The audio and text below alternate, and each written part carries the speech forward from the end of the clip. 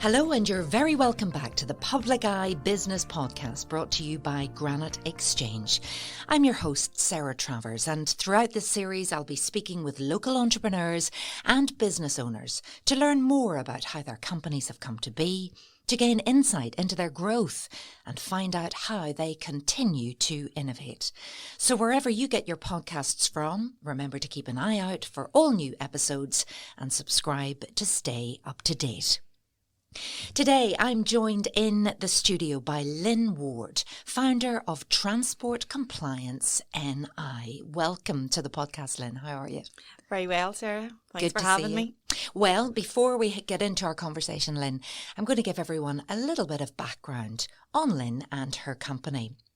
So based in Northern Ireland and serving the UK and Republic of Ireland, Transport Compliance NI solves compliance and training requirements through their accredited programmes. Their commitment to expertise and quality sets them apart as the leading transport and training provider in Northern Ireland and the border counties. Lyn has an extensive background in the transportation industry, spanning over 19 years. She has valuable experience overseeing the management of several large and intricate road haulage companies. Lyn, as a woman working in this industry, are you quite rare? I was at a time, yeah. It was never a thing that women were deemed to be, fit for purpose, I suppose, for being in this sort of role of being in a man's world. I've had to grow tough skin over the years and I've had to battle my way through. But there's a few women, and I think nowadays too, it's not as uncommon to see women drivers, which is great. I love to see the women coming along and into the industry. It's a brilliant industry to be in. And years ago it was very heavily male dominated, and there is women who have broke through and have been very successful in the industry. So I'm one of few nowadays, but yes, still not as many as what there would be on the main side. So tell us a little bit about yourself then. How did it all start for you? Where are you from and what did you do at school and all of those things? So I suppose the transport's in my genetics. We have our own trucks and I've never known life without trucks. My dad's a truck driver, has been all his life, and developed through his career working for his older brothers, and then went out on his own and had his own business, and it's done very well, and we've had quite specialised fleet and done very big projects over the years. So I've had that encouragement probably all my life. We come from a family of business owners. We've always been entrepreneurs. It's always been that sort of go where you want to be something, and you want to do something more than just the 9 to 5. And where were you brought up then? So I was brought up just outside Bessbrook, so just on the cusp of Newry, and I've never ventured too far away. I've always lived within a few miles of Newry itself. And you say that, the trucking and the entrepreneurship is in the DNA. Just what size of family did you have, and did everybody go the same way? So it's predominantly, I suppose, if you look at my uncles, my dad's side of the family, where they've always had trucks. There's always been some form of truck business on the road, and it's been throughout my cousins as well. My own family at the moment, I'm one of three. Two of us own businesses. One of the other ones works for my dad as part of the family business. So we're all very much, I suppose, unmanageable, as I would describe myself. It's hard to go and work for somebody, I think, when you have that mindset where you like to do things and you're creative and you want to, aspire to be something more than that, what you're refrained into that, job description, as I would describe it more so probably. But before you went out on your own, what did you do? So I worked for many years in the transport industry as a transport manager. I helped my dad. That's how this all started. And what was the business called? So my dad's business, it's City Transport. Local to Newry as well. We do high abs and cranes and anything that needs moving, and set back down. We're the people for you. Good. We have to get a plug in for Dad there. I have to get a plug in with Dad, surely. City Transport. Kenny's the man. Kenny's the man. Yeah. So you worked with him? I did. You worked for him? I was 18, just coming 18, and Dad was like, it's time you went off and done one of those transport manager exams. We could need you. We really could do with you here in the business. And I was like, right, okay. And what was your heart saying at the time? I was like, I don't know what I'm getting myself into, really. I just sort of, as you do as a teen, ventured off to a course and got a couple of weeks of a wide opening of information, and off I went and done my course and A few months later, I went back. I done my national. At that stage, it was different exams. Done my national, so that got me my first qualification. Went back a few months later and done my international. Got that one in the bag, and from then I have never looked back. I have been in transport, managing fleets. I've worked throughout the UK. I've worked for very specialised fleets, including directional drilling. I've for rigs that move around the globe. I've worked for Scan UK for Global Standards. I've had quite an interesting career. I've never stayed still. I've never just worked in the office. I've always wanted to do something more interesting. I've always wanted a challenge. And did you move around a lot as well with your work? Predominantly throughout the UK, yeah, and within Northern Ireland. And there was times where I thought, you know what, I might venture off a bit further. Sweden was looking nice at one stage, but no, I had a young family, and they were growing up, so it wasn't ideal. And I have a business, so it's probably looking unlikely I'm moving anywhere too far. But there were good foundations in there, and I mean, you worked in the industry for over 19 years, which is really hard to imagine. So, when did the idea for Transport Compliance NI start? So Transport Compliance NI itself is now coming 2 years old. So up until that point, 2024 I'll be 20 years since I passed that first exam, since I entered the world of transport. So Congratulations. 2024 is going to be a big year for me, and we're planning to celebrate it. There'll be some things happening within the business too. We'll be offering out some special things to celebrate with us. Ooh. So the idea, where did that come from? You must have been working in the industries and saw there was a need and thought, I know what I could do. Yeah, absolutely. There was definite need, and I was coming across this more and more frequently. I was working as a consultant for many years before I opened up Transport Compliance NI as a business. I was working as a freelance consultant, and I had been doing this for other people, and I was finding that there was just no support. There was people in our industry being left, and they were trying to get their way through this massive amount of compliance and legislation, and they were finding themselves that they were unable to hire the skilled staff necessary, or perhaps they were unable to afford the skilled staff that was necessary. They were maybe only a very small family-run business, and they didn't have the money in the pot to go and hire an expert to come in and sit in their office 24/7. So I find that there's a huge amount of need for that even ad hoc basis where somebody can dip in and out, where if they need you, you're there and they can come and hire you. You can come in, fix their problems, show them how to do it correctly, build a system for them, go through the procedures, find out what help and support they need maybe long term, and then bundle that up into a service. And after a few years of managing this for more and more people, it got to a stage where I was like, do you know what? I could actually put this in a building and we could actually have a business. And this has just continued to grow. And obviously you were well connected and you'd many customers that were sitting there waiting. And I suppose it's just to give a sense for everybody listening that's maybe not in the world of transport or compliance or the transportation industry.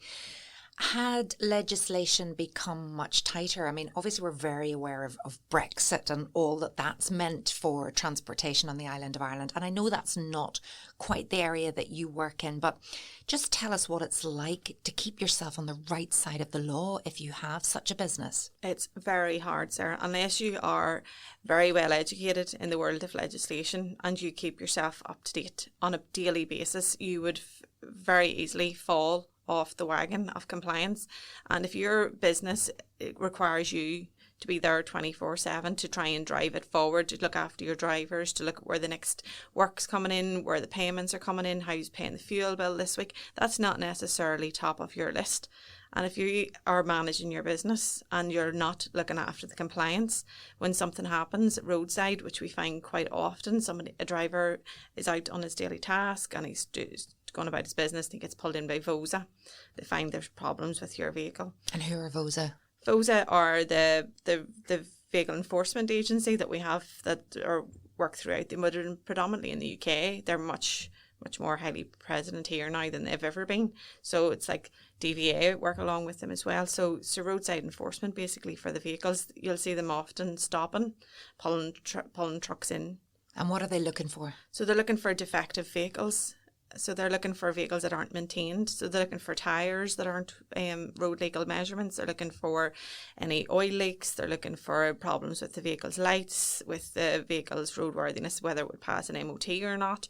They're looking for the driver as well to make sure he has all his documentation. They're looking to make sure the vehicle's head in the truck, the tachograph head, is downloaded. They're wanting to make sure the driver's card has been downloaded. They'll also analyse data on site at roadside and make sure that there's no infringements, so the driver hasn't been working longer than he should be, or that he's been taking his breaks, and that when he's on that shift that day he's legally entitled to do so. So there's quite a lot can go wrong on roadside, and that could be crippling for a business. Absolutely, because that then snowballs back to the owner, and that may not only affect that one truck. So if you've been stopped and you've had a vehicle that's been defective, they'll give you not only a fine, but you may also be given a prohibition, which means your vehicle can't be used. Oh. So then they may pick this up then when back at the office as well, and ask to have all the data for other vehicles, other drivers. They may want other materials, so inspections, frequencies, any material that they find that they may want in their inquiry. It could show then that there's more defective vehicles in your fleet, more non-compliances, and that could lead to you then swiftly being taken to a public inquiry. Gosh. So it's a roadside encounter. Very costly and very bad for your reputation going forward. Yes, and as an operator they have a licence that they have a huge amount of legislation that's tied to, and if you don't abide by that then you will lose your operator licence, and if you lose it, that's your business. Gosh. Gone. You can't then move those trucks. So it's very high risk being stopped roadside, being non-compliant. And compliance is one of those words that people seem to think, oh gosh, loads of paperwork, huge minefield, don't know where to begin, don't know where to end. And that's really where you come in. So you take that pressure away and that worry away. But just tell the person listening to this that's thinking, well, I might give them a call, why they should call you. We have been in this industry a very long time. There's nothing we haven't seen. We know exactly how to do things correctly. We have streamlined processes to do so. So we just take it away and we say to people, you just go and look and concentrate about your business. Let us do all of the hard work. We know what we're doing. To us, it's not hard work. We can do this externally. We can be an integral part of your business. And at any stage, you can lift the phone and speak to us. You can email us. You can contact us throughout the month if you have any concerns. We'll update you as and when we need to. Make sure that you've always got notifications coming through. The vehicles that maybe are due MOT, we'll give you plenty of notice to get those booked in. Driver's cards needing downloaded, data infringements, MOT appointments, tax, all of that sort of stuff. We'll be giving you all of the notifications. All you need to do is the task. So that's incredible. How much does it cost then to use you in this way? It's much more affordable than hiring a staff member that you're paying on payroll. So we look at it as being a very cost effective way to manage your business. So we're starting prices with us, for instance, start at like £275 a month plus the VAT for a very small service, but it obviously would then depend on how many vehicles and how many drivers and how many hours a month we would be your dedicated provider. But it's much more effective if you look at how much it would cost a skilled professional to come in and sit 9 to 5 Monday to Friday and on a salary. Our services are much more affordable. They're much more streamlined. You don't have that person in your office. You don't even have to worry about it. We do all your filing. It's all automated. So we do all digital filing. We keep all your records. We speak to your drivers. We speak to the parts of your team that need spoken to at the time for whatever task it is. So we just literally slot in and you never have to worry. It sounds brilliant. Now bring us back to the side of the road and VOSA and the driver that's been pulled over. If you have been involved with that driver, what does he then hand over to the person that's doing the checking to say everything's in order? So at roadside, if the VOSA were checking him, he would have to have his licence with him, have to have a driver CPC card with him. It's against the law not to carry one. And he would also have to have a digital tachograph card. So at roadside, he would need to be presenting 3 different types of cards. 2 of them would be his driving licence part, and 1 would be to gather the data from the vehicle and his driving time that day. As a driver, he works under EU legislation, and that stipulates how many hours per week he can legally work. So that card records all of the active minutes of his job. So when he starts in the morning till he leaves it in the evening, and everything he's done during the day. So that is like a fingerprint basically to that man. So VOSA are very keen to download that roadside to see what you've been doing. So you would have that all in check and make sure that every single driver that's operating through the company you're working with is fully compliant. Yes, and we also offer driver CPC training. So when our clients have drivers with driver CPC requirements, we would then also each year be providing them with training to ensure each year they were topping up their hours to renew at the end of the 5-year period. Each 5 years, a driver has to renew his card, and to do so, he has to have had 35 hours of training in that 5-year period at 7-hour intervals. So during the 5 years, we'll monitor the training the drivers have had to ensure that the driver doesn't lapse, that his card doesn't go out of date, and that he's not then stopped roadside with an out-of-date card, basically. So we keep, obviously, the employer up to date as well. We'll let them know whose cards are running out of date, what things need to be updated, how they need to be trained in order to get that, or how many hours remaining they have as well. So we do form a pretty integral, tight little team. Absolutely. And I'm just thinking of the amount of technology and data you must have access to. How much has technology allowed you to deliver this service? Oh, it's been unbelievable. Like, we have fleets that are around the world, and we have automated remote downloaders in the heads, and the data comes in every night at midnight. So each day we open our computer screens, we can see what that driver did yesterday, where that vehicle was, what it did, when it stopped, when it started. We can see all of that. It's fascinating. It's absolutely amazing what we can do. Her drivers never get a second. No, we don't have cameras though, it's just data. It's a tough life, isn't it? It is tough life for a driver. It's tough life. It's a tough industry, to be honest, Sarah. You know, it's not for the faint-hearted. It's very highly monitored, very highly regulated, and it comes with a lot of work. Mm-hmm. And why has it become so heavily regulated? Is it health and safety? Is it improper use of lorries to transport whatever? Yeah, I think the UK was always deemed to be a much harsher environment, and they see us here, as they would call us themselves, the Wild West. They seen us as being a non-compliant area of the UK, and they were driving home the fact that we needed to start rising to the occasion here and getting ourselves tidied up. Fleets that maybe weren't just 100% maybe maintained, weren't taken care of properly, drivers that weren't recording their data, drivers and owners just not being 100% within the legislation, and they've always maybe slipped about and never really came to light. But nowadays, that's a thing of the past. No, it's a necessity. You said you've only been up and running for 2 years, which is absolutely incredible, and yet you're talking about fleets that are all over the world. Tell us about how many customers you have now, how many clients. So we're always keen to grow, and we've got new staff in the office that's recently came on board, which has helped me dramatically. And we have goals each month. Like, this goal this month is to take on 20 new clients for our fleet management services. So in a month. Yeah, we like to be ambitious. Wow. So what are we talking numbers wise? So customers? Some of these fleets can have one vehicle, and some of them could have up to maybe 18, 20, 25 trucks. Wow. So it really does vary, and it really does vary on where they're located as well. Some of them are very local. They may never leave Northern Ireland. Other ones may be north-south. Other ones might then be continental, and might be very mixed fleets. So it just all depends really on the customer that we have. But we are trying our best to continue to grow and provide the best service that we can for our clients. As I said at the start, that obviously we're very aware of Brexit and the issues around, freedom of transport over the border and into the EU and all of those things.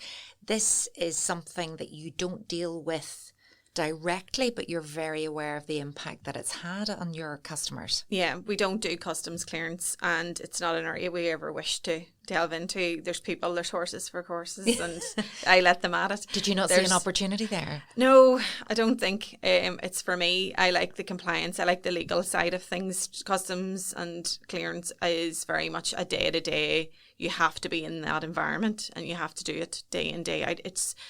just when it came in at the start, it was an absolute minefield. Nobody knew how to fill out these forms online. Nobody knew what the codes were for the right goods that they were transporting. It just became an absolute logistical nightmare. And there was companies that did specialise in it and that seen the opportunity and grew a complete department but on their business that done customs clearance. Not to name anybody because I don't want to put anybody on the spot. But there is specialist companies out there that do this for you. But that wasn't for you. Wasn't for me. No, I like the nitty gritty, day to day law and compliance stuff rather than the customs. So you talked about other people coming into the office now. So tell us what a typical day in the life looks like for you right now. How many people do you have working for you? What do you do of your day? So at the moment we're a team of 6 and we have some freelancers as well. So we will, depending on what work we've got on, the team can be quite big some weeks. There could be lots going on. So we do the training at that's as a part of the business as well. I've slowly sort of regressed out of that slightly and tried to be more hands-on with the public inquiries and with the clients that really need help and support that my specialist field, lends better to. So we try and utilise the professionals we have within the business that will do maybe more of the on-site trainings. We do some machinery training, we do transport manager training, which will be the future me. Hopefully someday. Yes. We train them up, pass their exams, send them out to the big bad world, and then you can be sitting in your sun lounger somewhere. They learn. Pina colada. Well, that's the dream, Sarah. That's the dream.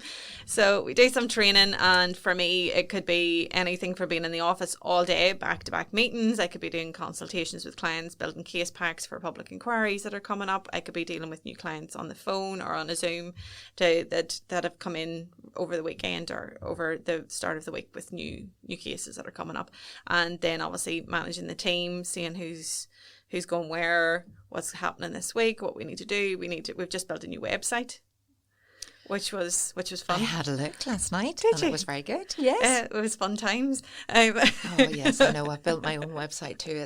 Definitely go to people who can do it better than you. Yeah. There was somebody built it, but then yourself. Sometimes you still have to go in and you have to fine tune it, and some of the wording that you wouldn't necessarily have put it towards the internet. I've had to retract a few things and tweak it back up again just so it makes a bit more sense.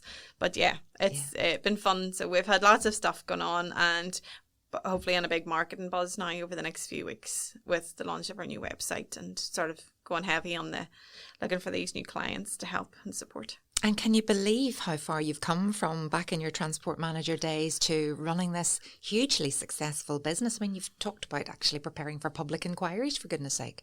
Yeah, I think it's just sort of slowly crept up on me. And I thought after we had COVID and we've had such a rough time, I thought there's just no way I'm going to grow, and this is, it's going to be really hard. And it actually just took off. I had lots of existing clients, which I think really helped.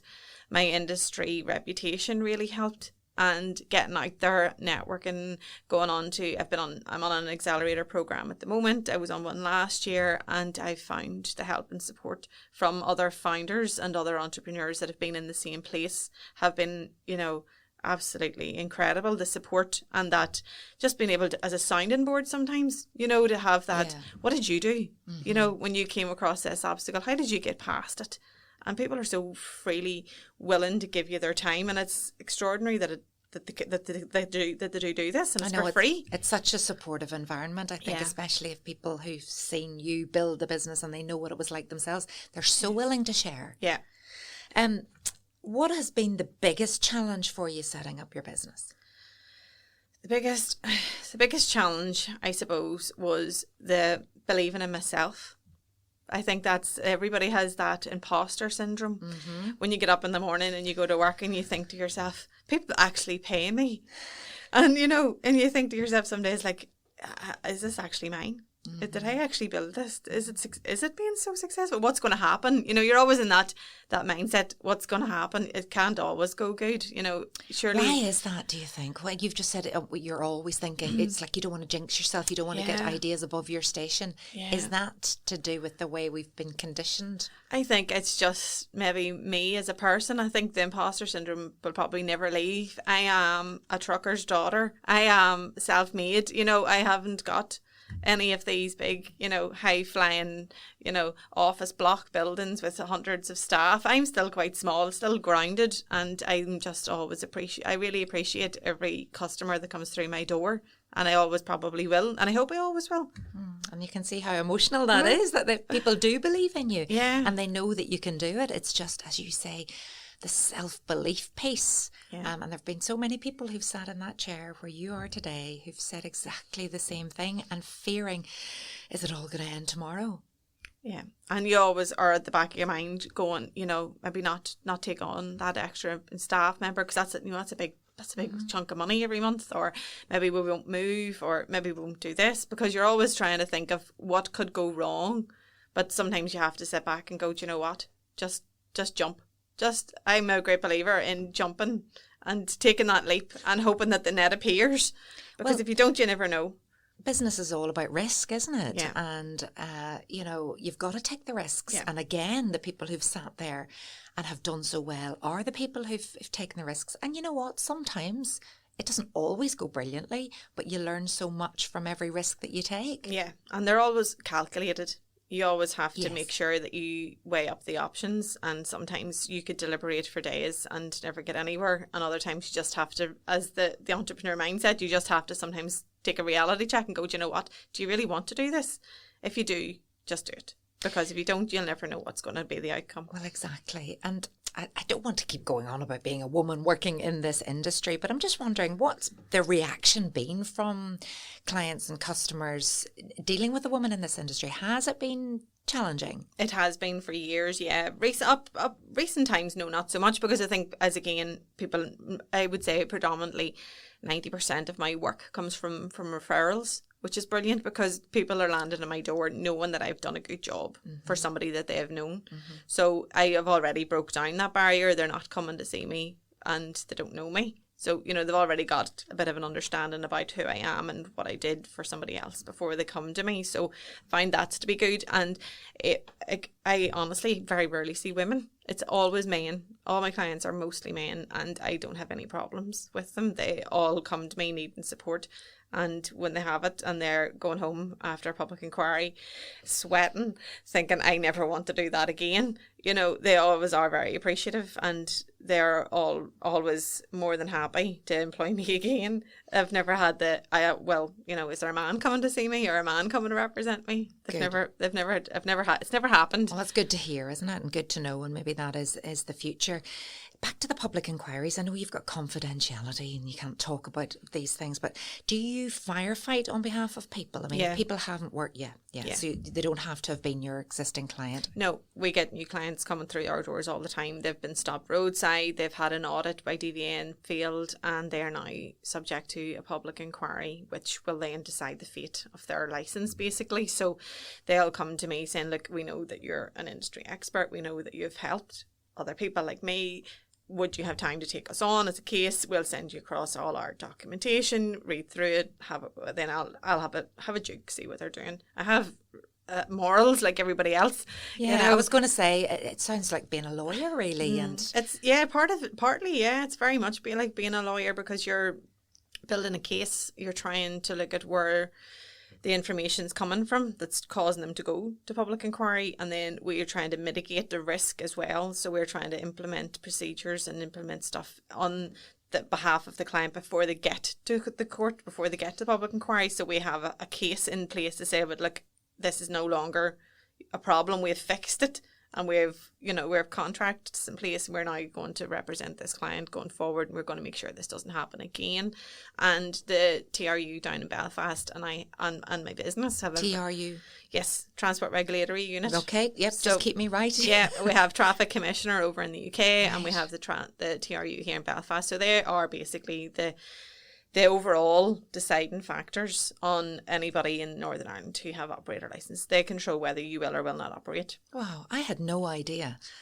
If you don't know an industry at all, it's just, well, it's totally enlightening, but it's it can be very scary as well. As you said there, you've got morals. So I'm thinking somebody's sitting there in front of you and you think you don't have a leg to stand on. No, not necessarily not a leg to stand on. If they've done, the moral thing, I suppose, if you've been doing drugs or you've been people trafficking, something really serious, there's definitely, you and I will never have a business relationship. I won't take on cases like that.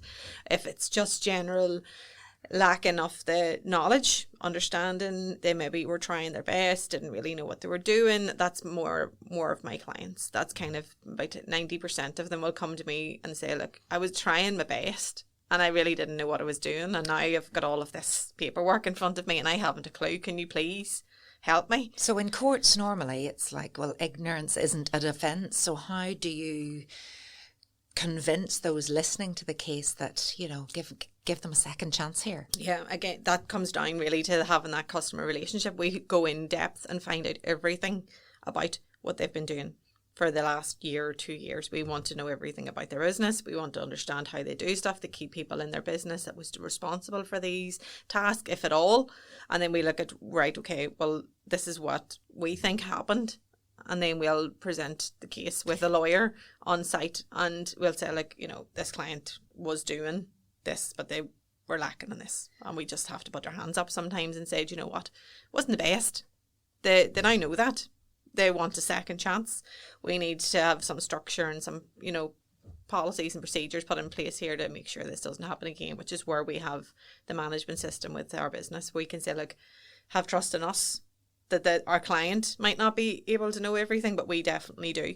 And do you provide the lawyer, or do they get the lawyer, or what way does that work? We work with a local lawyer here, so usually cases will come in through the solicitor, and then they'll either contact me, or the cases come to me and I'll contact the solicitors. They're more than welcome to get their own, but again, it's a very specialist field. Not every lawyer will take on a transport case because they may not have the depth of understanding necessary to represent them to the, to the right extent. So it's dependent. If I think they've hired somebody that I wouldn't have hired, I'll always say, look, I think I could get you another lawyer that maybe would be better. But it's entirely up to themselves. But yes, it's a hard case to present when somebody's been in the wrong, but sometimes honesty is the best way, and look at not analysing what's happened, but more or less putting in place a clear path to what we can do going forward and not look back. And what do you love most about this job? Is it when you win these cases? Absolutely. That's the best buzz ever. I love helping people, and I think it's part of my personality as well. I don't like to see people in the position where they're losing their business. We've been to public inquiries and people have lost their licenses. Families going home, mother and father and son, for instance. I had a case a while back. The son was driving for them. The mother and the father owned the business, and the TRU gave them 3 months to wrap up. Oh my word. And there was a whole family devastated, put out of work, put out of business. Their son was the next generation coming along. That was his future now knocked as well. And there's nothing they can do to get that back? No, they would have to start again. And they disqualified the mum from being a transport manager, so she'll never have a career back in transport. And it can go wrong. It's not all roses. It's not all hire me and I'll come and fix all your problems. We'll do our very best to get you back where you need to be, and whatever conditions come with it, we'll manage them. But our best outcome is that you do not lose your license and your ability to work, and anything else after that is a win. Oh, I'm getting goosebumps. I mean, it's just lovely to see someone who's so passionate about what they do and passionate about helping others who run their business. What do you think has been your biggest achievement to date, Lyn? My biggest achievement was always having staff. That was where I wanted to be. I wanted to be big enough where I could afford to have staff. I always say to people, I just will know I've made it when I have somebody in my office to answer the phone. And it's not just me. And that was I would say to date, that's my biggest, it's also my biggest ally, because now the business can grow and I now have support. It's not just me. I can't be everything to everybody, and I have to allow people to come on board with me and be the company. And I think that's my biggest achievement to date, is to have staff and have a little business that's now growing. And what about work-life balance? Work-life balance isn't always easy. Does be hard. I've got better. I've definitely got better. The first year was very hard because I was very much doing most of the work by myself, and it was very hard, very long days, going home at night at maybe 10 o'clock, taking my laptop everywhere. And I just had to, after I used to get burnout, And I just had to take a step back and say, "Do you know what? I have to leave this office. I cannot let people, have me 24/7, because they will. And you have to put in a time frame when you stop work." And how is that affecting home life? My kids are all grown now, thankfully. So What ages are they? The youngest is nearly 16. So I've How one many do coming, you have? 3. Wow. My middle one's coming 17. He got my genetics, unfortunately. And all he wants to do is see the day that he can get a truck license.